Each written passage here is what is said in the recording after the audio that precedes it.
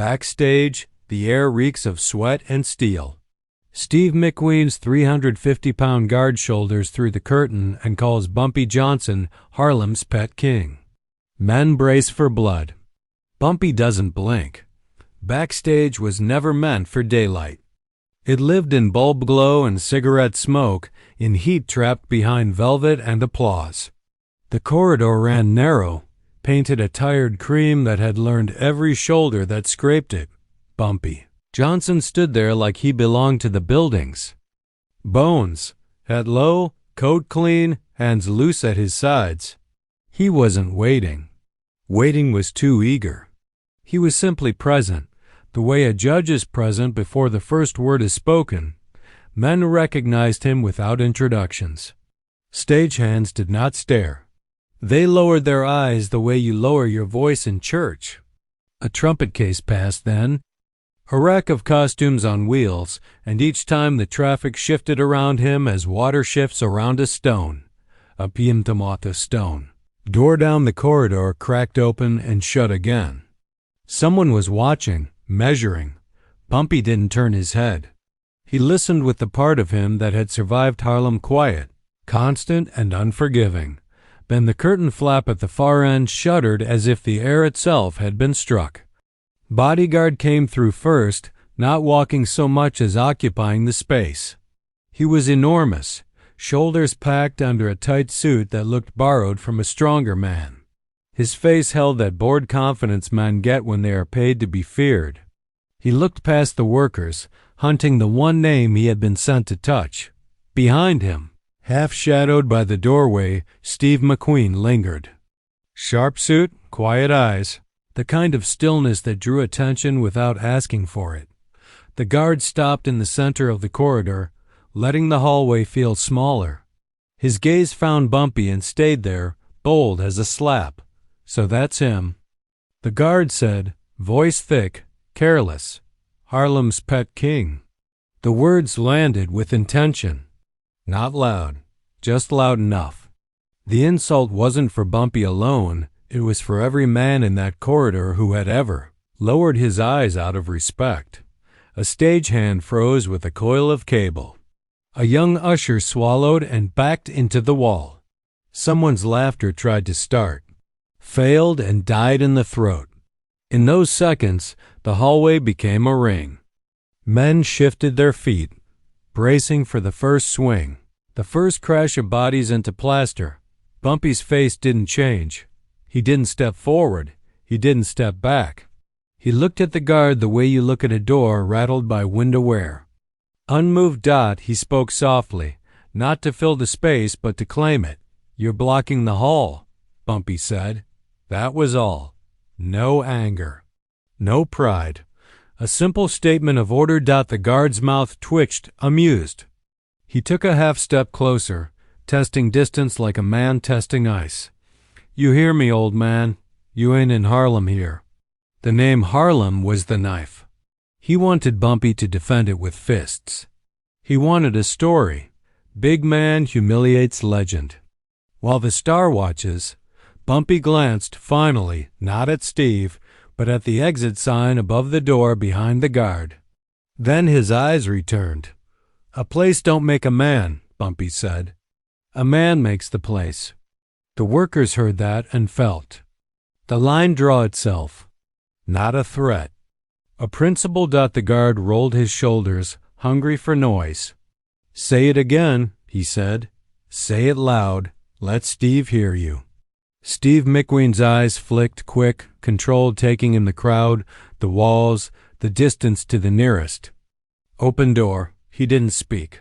He watched the way a man watches a match approach dry grass.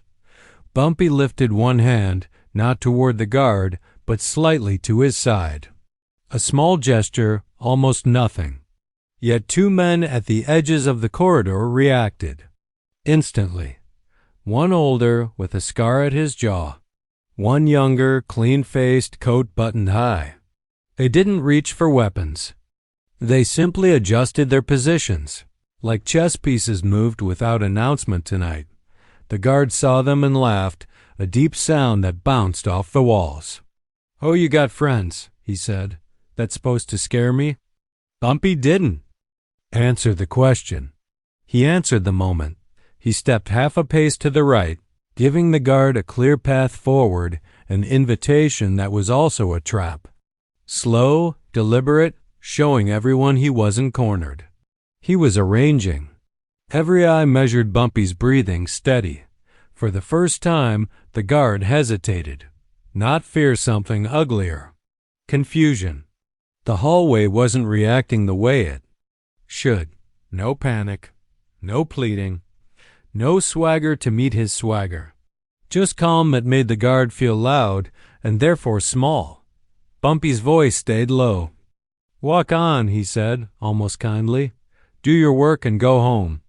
That kindness was the hardest thing in the corridor. It told the guard he was temporary. It told everyone else Bumpy intended to remain. The guard's face tightened. He shifted. His weight choosing Dot, and in that choice, the corridor held its breath. The hallway did not exhale when the moment passed. It only loosened slightly, like a fist that might close again. Bumpy Johnson remained where he was, posture unchanged, hat brim still casting that narrow shadow over his eyes. The bodyguard had moved on down the corridor, not because he wanted to, but because the space had refused to bend for him. That was the thing about Bumpy's authority. It traveled, that it did not depend on street corners or brownstones or the neon wash of Lenox Avenue. Harlem lived in the way he stood, in the way men adjusted their tone before speaking to him. Geography had never contained him. Respect carried its own passport. A stage manager hurried past clutching a clipboard, whispering apologies to no one in particular. Two musicians paused near a dressing room door, murmuring low, one of them stealing glances at Bumpy, the way a young soldier might look at a decorated general he'd only heard stories about. Bumpy acknowledged no one directly, but his presence acknowledged everyone. That was his balance. He saw people without exposing them. It made men feel protected rather than watched out. The older man with the jaw scar drifted closer, slow, careful not to crowd him. "You want we should clear the corridor?" he asked quietly. Bumpy shook his head once. "No need." The younger man lingered at the opposite wall, arms folded, eyes trained down the hallway where the bodyguard had gone. Bumpy noticed everything, the flicker in the boy's jaw, the tightness in his shoulders. "Relax," Bumpy said without looking at him. "You ain't on the clock yet." The younger man let out a breath he didn't know he was holding. That was another thing about Bumpy. He managed men the way conductors managed orchestras. Not loud, just precise. A dressing room door opened nearby. An elderly janitor stepped out pushing a mop bucket. He froze when he saw Bumpy, then nodded respectfully. "Evenin', Mr. Johnson." Bumpy tipped his chin. "Evenin'." Simple, equal. The janitor walked on with dignity intact. That exchange meant more than any shouted loyalty. It told everyone watching that Bumpy's power didn't crush. It steadied. Harlem had been built that way under him. Protection without spectacle. Discipline without cruelty unless cruelty was invited. A trumpet player approached hesitantly, holding his instrument like a shield. "Mr. Johnson, that man. He looking for trouble." Bumpy turned slightly, enough to meet the musician's eyes. "Trouble looking for itself," Bumpy said. "Don't mean it gotta find me." The musician nodded, reassured not by the words alone, but by the calm that wrapped them. He moved on, posture straighter. At the far end of the corridor, laughter erupted, forced, heavy. The bodyguard's voice rose above the others, telling some story, performing strength for the room he had just tried to conquer. Bumpy listened without reacting. Noise never impressed him. Men who talked loud usually did so because silence exposed them. The older scarred man leaned closer again. "He mackin' a show for the Star." Bumpy's gaze slid briefly toward the dressing room where Steve McQueen had disappeared. Stars got their own gravity. Bumpy said. Don't mean we orbit. The line settled deep. Harlem philosophy, portable and intact. A young wardrobe. Assistant hurried down the hall carrying pressed suits. One slipped from the rack, falling near Bumpy's shoes. The boy panicked, dropping to his knees. Sorry, sir, sorry. Bumpy bent slightly, lifting the suit before the boy could fumble. He brushed the fabric once and handed it back. Clothes fall, he said. Men don't have to. The assistant swallowed hard, gratitude shining in his eyes. Yes, sir. Thank you, sir. When the boy left, the younger guard at the wall shook his head faintly, almost smiling. That why they ride for you? He muttered. Bumpy didn't answer. Legacy wasn't something you explained. It was something you maintained moment by moment, decision by decision. Further down the corridor, the bodyguard's laughter stopped abruptly. A chair scraped, voices lowered. Pressure shifted again. Like weather turning. Bumpy felt it before he saw it. The guard reappeared at the end of the hall, wiping his mouth with the back of his hand, eyes locked in again. He hadn't let the earlier moment go. Men like that never did. Humiliation, even small, fermented fast. This time he didn't shout. He walked slow. Measured. Predatory. Workers melted aside instinctively, forming that same corridor ring without meaning to. Not for the guard, but for what might happen between him and the man who refused to acknowledge him as a threat. The younger Harlem man straightened off the wall. The scarred one shifted his stance slightly wider. Bumpy noticed both movements without turning. Stay easy, he said under his breath.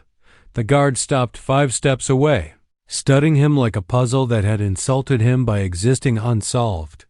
You. Real calm, the guard said. Bumpy's voice remained level. You real loud. A flicker of anger cracked across the big man's face. You know who I work for? I know who you are, Bumpy said. That's enough. The answer denied the guard's importance.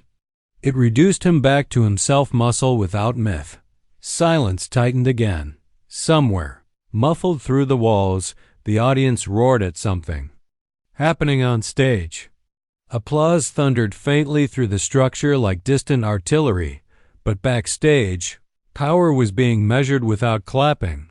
The guard leaned in slightly, lowering his voice. You think Harlem protect you here? Bumpy met his eyes fully now. Harlem ain't a place, he said. It's people. He let the sentence sit, heavy with implication. People like the janitor, the musician, the assistant, the 2 men at his sides. Invisible lines of loyalty threading through the building. The guard sensed it, then not fear of Bumpy alone, but resistance from the room itself. He was big, but he was alone. Bumpy was one man, but never solitary. That imbalance unsettled him more than fists ever could. He straightened, masking it with a smirk. Ain't over, he said. Bumpy nodded once. Never is, he replied. Guard turned and walked off again, slower this time, less certain in the shoulders. The corridor held its silence long after he disappeared. Bumpy remained still, patient as stone, knowing something inevitable had already begun moving toward him. Whether tonight or later, power, once tested, always demanded conclusion. Backstage had grown quieter, but it was the wrong kind of quiet. Not peace. Pressure. The kind that builds behind walls. Before a storm touches the street, Bumpy Johnson felt it in the rhythm of footsteps and how conversations died when he passed but didn't restart after he moved on. Men were watching the clock without looking at it, waiting for a second act no one had scheduled, but everyone expected. He stood near a narrow table stacked with prop ledgers and stage scripts, reading none of them. His hands rested lightly on the wood as if grounding himself in the building's pulse. Across the corridor, the younger Harlem man spoke low into the ear of the scarred elder. Information moved that way around Bumpy, quiet relays, never rushed, Never wasted. Door at the west stair got locked. The younger one murmured, "The elder nodded once." And the alley exit. Bumpy didn't turn, but he heard every word. So that was the shape of it. This wasn't a spontaneous clash. The bodyguard hadn't come to posture and leave. He'd come with arrangements, blocked paths, controlled space, an audience curated for humiliation. Bumpy lifted one of the prop ledgers, flipped it open, then closed it again. His mind wasn't on the pages, it was mapping distance, angles. Witnesses. The guard reappeared at the far end of the hall. But this time he wasn't alone. Two venue security men flanked him. Not aggressive, not friendly. Neutral, the way men get when they're paid to look away at the right time. The guard walked slower than before, savoring the walk now. He had structure behind him. Authority rented for the evening.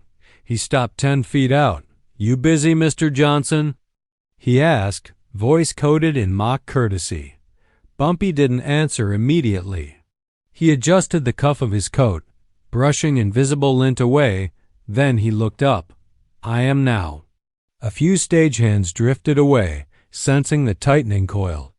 A costume rack squeaked down the corridor and vanished through a side door that quietly shut afterward. The guard gestured loosely around them. "Funny place to run into you," he said. "Big star back there. Big money. Big cameras." Bumpy followed the gesture briefly, eyes touching the dressing room doors, the overhead pipes, the dim bulbs. "Still just a hallway," he said. The guard chuckled, but there was strain inside. You know what I was told?" the guard said. "I was told Harlem's king don't travel well. Said if you pull him out his burrow, he shrink." He stepped closer.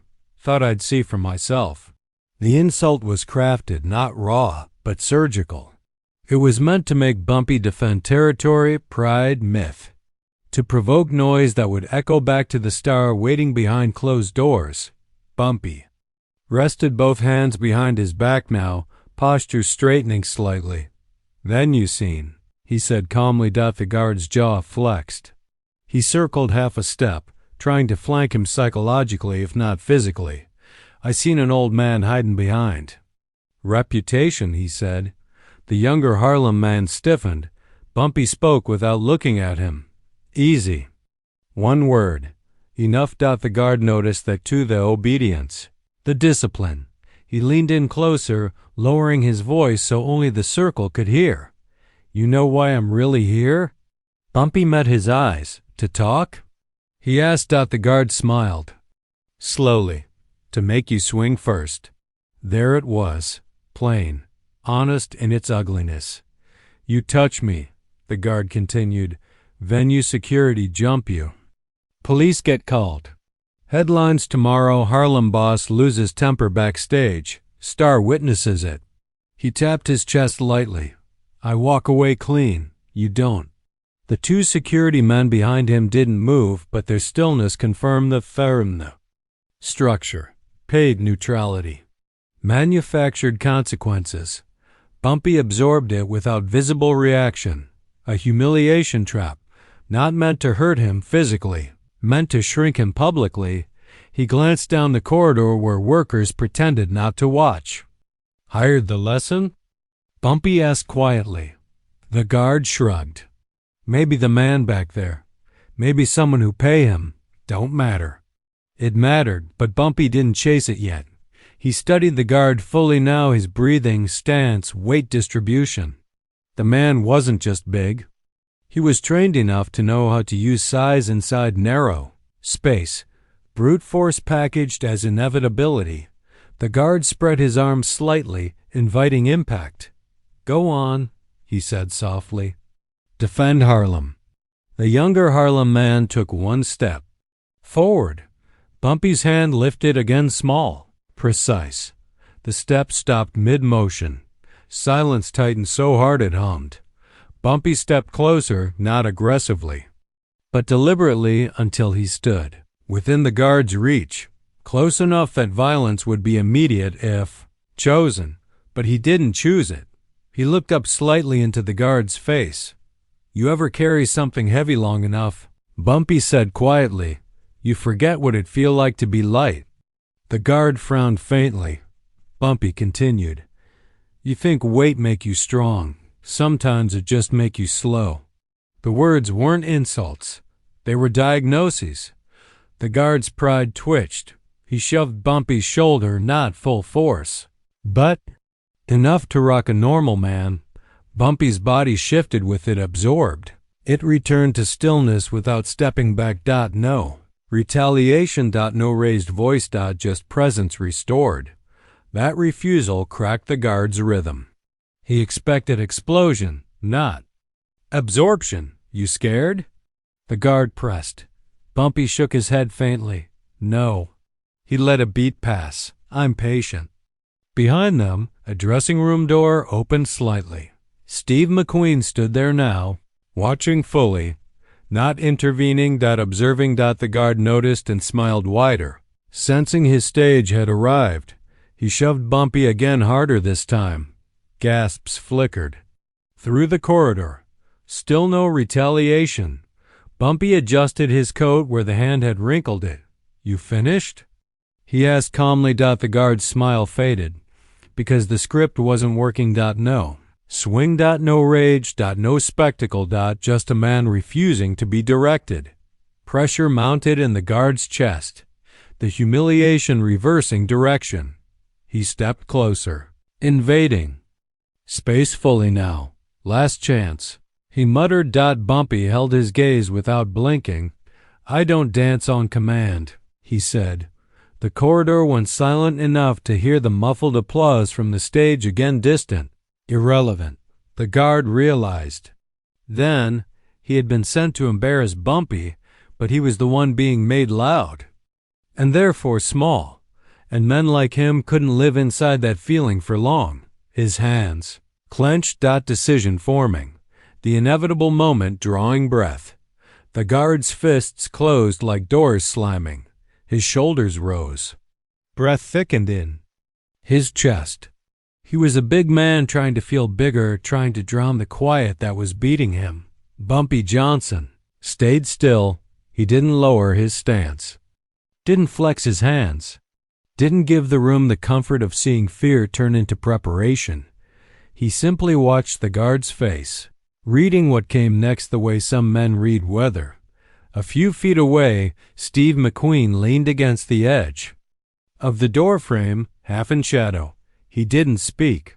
His eyes moved like a camera slow, framing everything, collecting every detail without judgment showing on his face. The guard knew Steve was watching. That was the point. He shifted his weight to make sure Steve could see him clearly. "Look at him," the guard said, voice rising enough for the hallway to hear. "Look at Harlem's king stand in here like he owned the place." The security. Men behind him remained planted, eyes flat, paid stone. They didn't stop the guard, because stopping wasn't part of the deal. A stagehand near the wall started to turn away, then froze. He didn't want trouble, but he also didn't want to be the man who walked off while a respected name was being disrespected. That hesitation spread. Men stayed, pretending to be busy, but their bodies leaned toward the moment. The guard stepped closer. "Say something," he demanded. Bumpy's voice came low, controlled. "You talking plenty for both of us." Ripple moved through the corridor, barely audible, but real. Not laughter. Approval without sound. The guard heard it. His eyes narrowed. He needed to end that ripple. Needed to crush it. He reached out and grabbed Bumpy's lapel, yanking him forward. The corridor gasped as one body. For an instant, the hall became a photograph. Bumpy's coat pulled tight, the guard's thick hand gripping fabric, Steve McQueen's. Eyes sharp, workers frozen with fear and loyalty tangled together. Bumpy did not strike. He didn't even pull away. He looked down at the guard's hand as if it were a stain on a tablecloth. Then he looked back up, calm enough to make the grip feel childish. Let go. Bumpy said. 2 words. Not a request. Not shouted. A command delivered like a verdict. The guard laughed, nervous now. Or what? Bumpy's eyes flicked not to the guard's face, but past him. A small thing, a signal, and the room answered it. A door behind the guard quietly shut. Not slammed, just closed, soft as breath. A lock clicked. One of the security men turned his head toward it, confused for half a second, then forced his eyes forward again as if he'd seen nothing. The guard didn't notice yet. He was too busy. Performing for Steve. You think you untouchable? He hissed. Bumpy's voice didn't rise. No, he said. I think you lost. The guard's grip tightened. Lost? I got you right here. Bumpy nodded slightly, as if agreeing with a child's misunderstanding. You got cloth, Bumpy said. You don't got me. That line landed heavy, not dramatic. Just true. Steve McQueen's expression didn't change, but his eyes sharpened. He was watching a man refuse to be dragged into someone else's story. Watching a different kind of strength quiet enough to unsettle brute force. The guard felt Steve's attention shifting not toward him, but away from him. That was poison. The guard needed to reclaim the room. He shoved Bumpy backward, trying to make him stumble. Bumpy's feet slid once, controlled. He caught himself without flailing. He didn't touch the wall.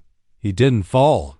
He simply returned to center, like a weight that always finds balance. The younger Harlem man at the wall started forward again, anger flashing in his eyes now. Bumpy lifted his hand. Barely. The younger man stopped. Jaw trembling, but stopped. The guard saw that obedience and snapped. What? You got puppets? He spat. You got boys trained to die for you? Bumpy's gaze remained steady. They trained to live, he said. The words chilled the corridor. More than any threat, because it reminded everyone what this really was. Not a fight over ego. A fight over order. The guard yanked Bumpy's coat again, twisting him slightly, pulling him toward the center of the hallway where the light was brighter, where Steve could see better. Now you in my spotlight, the guard said, loud. Bumpy's eyes never left his. You think this a spotlight? Bumpy said softly, 'cause you don't know darkness. The guard's face tightened with rage. He drew back his arm. The swing didn't land because the guard hesitated a fraction. Not from mercy. From awareness. The room had changed around him. Men who had been spectators were now positioned. Not aggressive, just placed. A stagehand stood where a man could trip. A wardrobe assistant held a heavy garment rack at an angle that narrowed space. An older musician leaned near a door handle, ready to open or close it on cue. They weren't soldiers. They weren't armed. They were community. And community, when aligned, was heavier than one large man. The guard felt it and cursed under his breath. He wanted the simple story. Big man breaks legend, star watches, everyone talks, but the hallway refused to cooperate. It wasn't his stage anymore. Steve McQueen watched the shift with a faint narrowing of the eyes. Not fear, interest, recognition of something real. The guard saw Steve's interest and mistook it. You see this? The guard called out to Steve. You see him? He ain't nothing without his neighborhood. Steve didn't answer. Silence. From a star is sharper than words. It leaves a man alone with his performance. The guard's anger doubled. He turned back to Bumpy, breathing hard. Bumpy spoke low enough that only the guard would hear. You got 2 choices, he said. You can walk away with your pride bruised, or you can stay and lose something you can't replace. The guard's eyes flicked, unsettled. What? He growled. Bumpy's voice stayed even. Respect, he said. And teeth. If you insist. The threat wasn't loud. That made it worse. It sounded inevitable. Not emotional. The guard's pride refused to accept inevitability. He swung. Not a clean punch, more of a crushing hook. Driven by weight and rage, Bumpy didn't move like he was dodging. He moved like he had already decided where the blow would not land.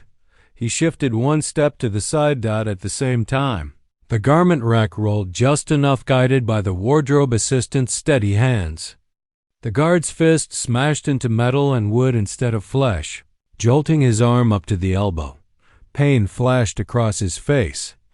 The corridor did not cheer. It did not gasp. It simply watched, as if this had always been the outcome. The guard recoiled, shaking his hand. Eyes wild now, Bumpy stepped forward one measured step, not to attack. To close the distance. To take the room back. Steve McQueen straightened slightly in the doorway, fully engaged now. The guard realized too late that the hallway had chosen its side. And the crushing part hadn't even arrived yet. The guard's knuckles throbbed. Where bone had met metal, pain made him louder inside his own head. It rushed his breathing, clouded judgment, sharpened humiliation into something desperate. Bumpy Johnson stepped closer. Not fast, not aggressive. Measured. Each step placed with the patience of a man who never ran toward violence, only walked when headless. It became necessary. The corridor widened around him without moving. Men shifted back instinctively, not to escape, but to make room for order to reassert itself. The guard flexed his injured hand, anger covering embarrassment. You think that clever? He growled. You hiding behind props now? Bumpy stopped an arm's length away. No, he said calmly. You hid in what you aimed at. The words landed heavier than any punch. They reframed the moment. The guard hadn't been tricked. He'd been guided by his own aggression. Steve McQueen watched from the doorway, silent, arms folded now. He wasn't smiling. He wasn't intervening.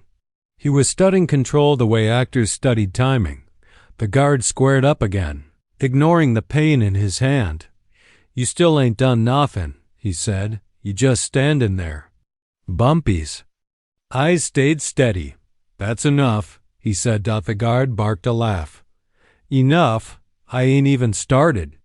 Bumpy tilted his head slightly. That's the problem, he replied.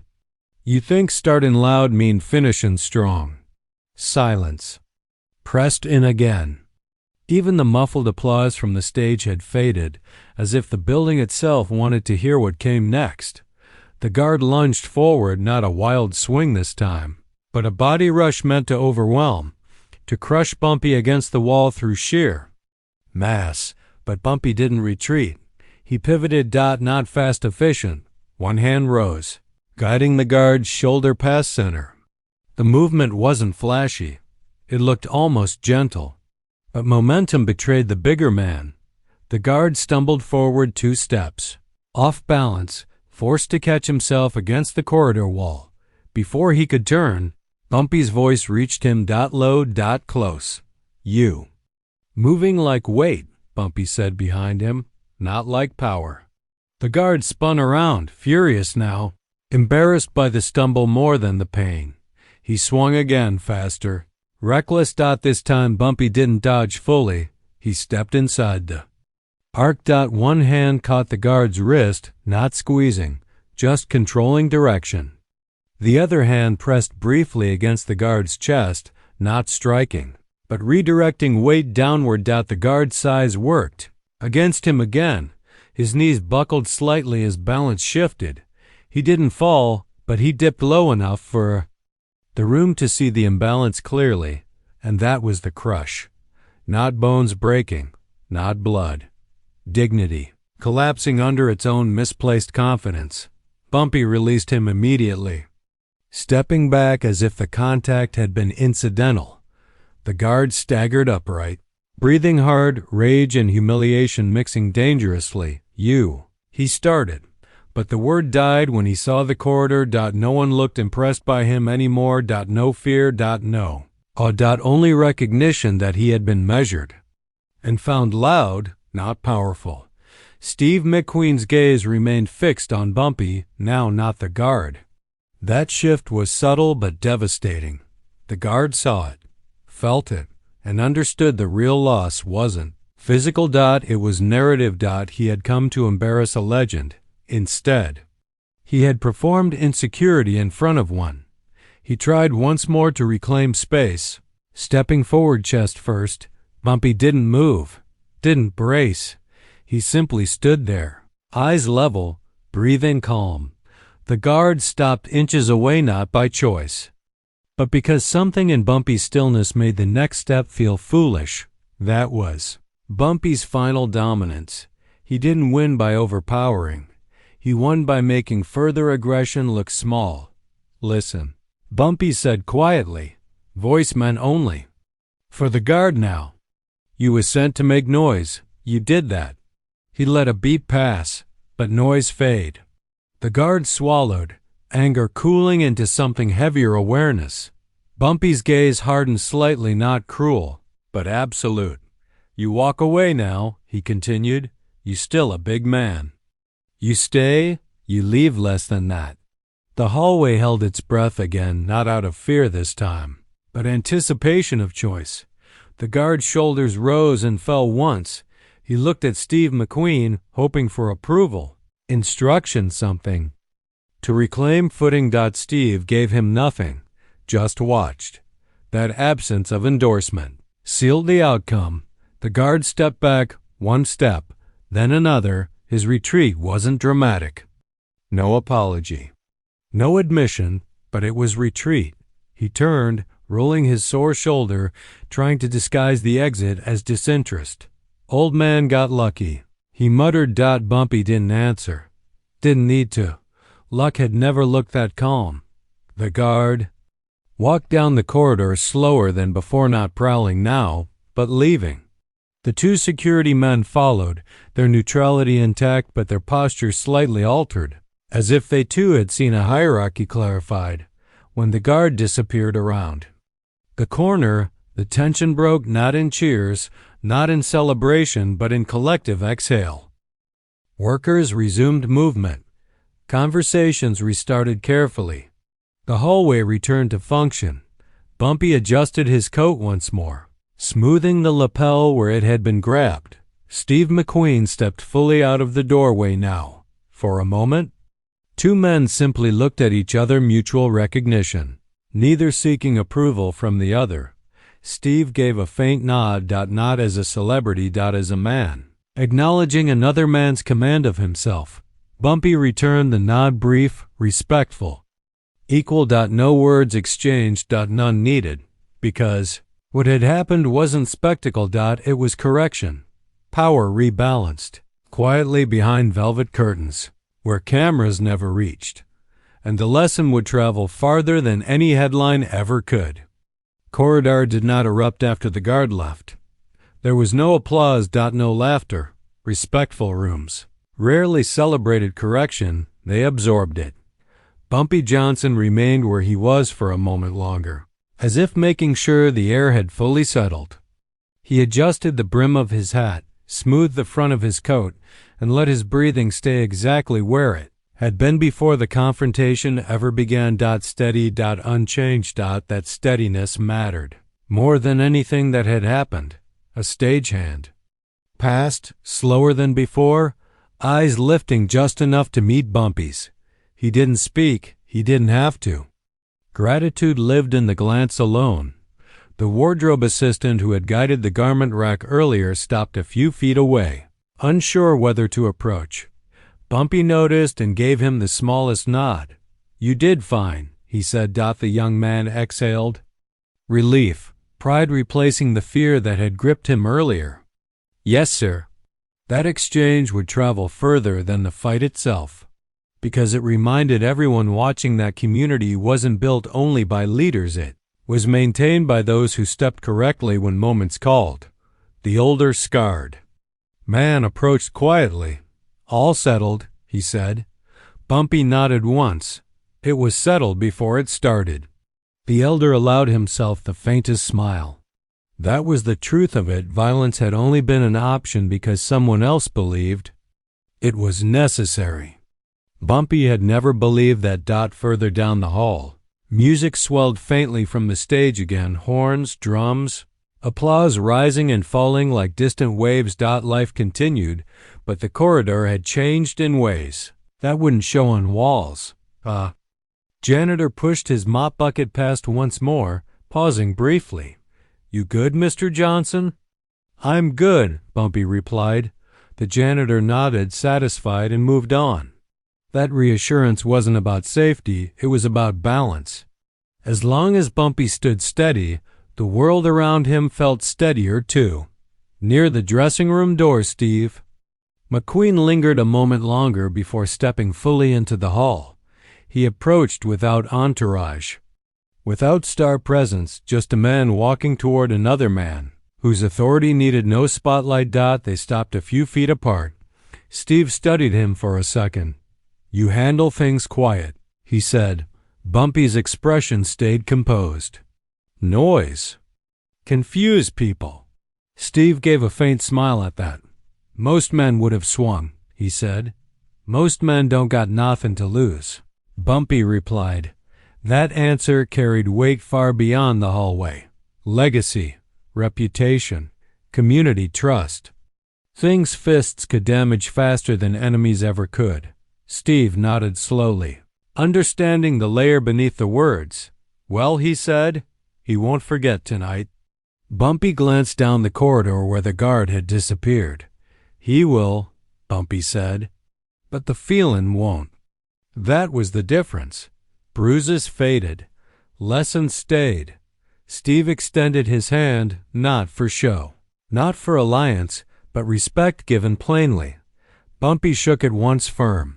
Brief. No photographers. No witnesses beyond workers who would tell the story in. Whispers that grew into neighborhood legend. Steve stepped back. "Good seeing you, Mr. Johnson." "Likewise," Bumpy said. The star returned to his dressing room, door closing softly behind him. The hallway resumed its rhythm fully now, racks rolling, shoes tapping, distant stage cues echoing.